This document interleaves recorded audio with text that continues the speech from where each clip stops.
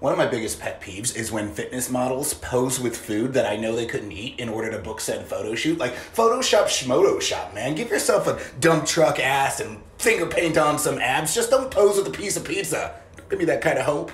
So new archaeological evidence have been uncovered that our ancestors were drinking alcohol nearly 10 million years ago. And you know what that means, right? That means we've been drinking booze longer than we've been humans. Test driving a car is like a weird obligatory ritual when you're not a car guy, because you're just sitting in a car with a stranger and you're like, yeah, this car goes. I don't know exactly what's going on with my hair today, but I feel very Wolverine. Bub. I was just watching House of Gucci, and I was thinking about Jared Leto's role, and I think we're done as a society with very beautiful people uglying themselves up for a role. Like, just hire a fat, balding Italian dude. Is it that hard? Are they that hard to cast? I'm sure you can find them. Alright, check it out and be my Shark Tank. A dating app. I call it Dutch, where after matching and agreeing to the terms of the date, the two of you purchase the services of the date in-app ahead of time, thereby splitting the bill 50-50 or going Dutch. Would you use this app? So yesterday, one of my students noticed that I had new shoes, and she was like, Sensei Mike, nice shoes. And I was like, thanks. And she was like, do they light up? And I was like, no. I wish they did. That was some real Mean Girls energy from a 7-year-old, wasn't it?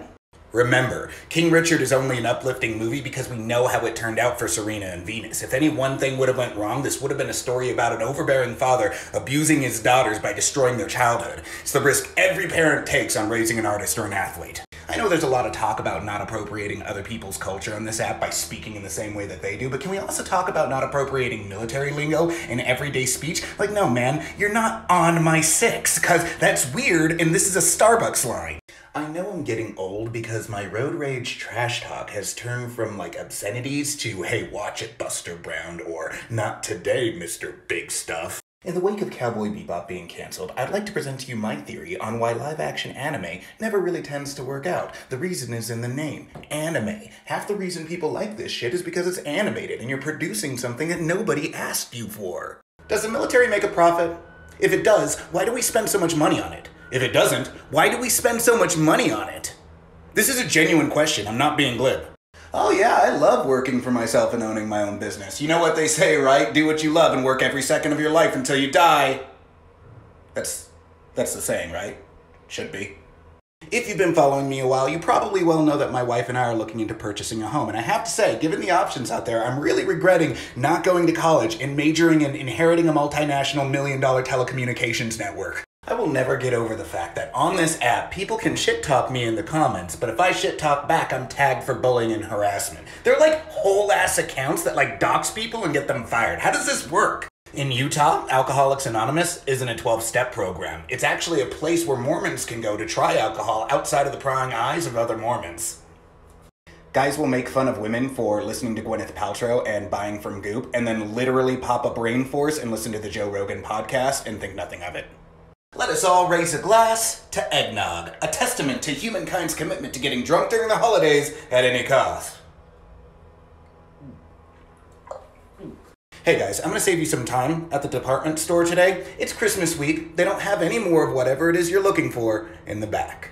Before we become friends, I need to know if you're drinking Four Loko ironically, or if you actually enjoy the taste, because the latter means you're a frickin' psycho. Alright guys, look, I think that TikTok has officially ruined my brain. I've been to no less than 5 Christmas parties this year, and all I can keep saying to people is, Happy Christmas, Merry Chrysler. This app is terrible.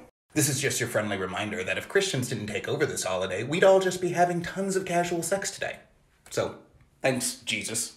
I was once stopped at a TSA checkpoint in Vegas because I forgot a bottle of alcohol in my carry-on, and the TSA agent gave us a choice. We could either throw it away or we could polish off the bottle, and that's what me and my friends did, and I remember thinking that was weird because we still brought the alcohol through, just in different containers.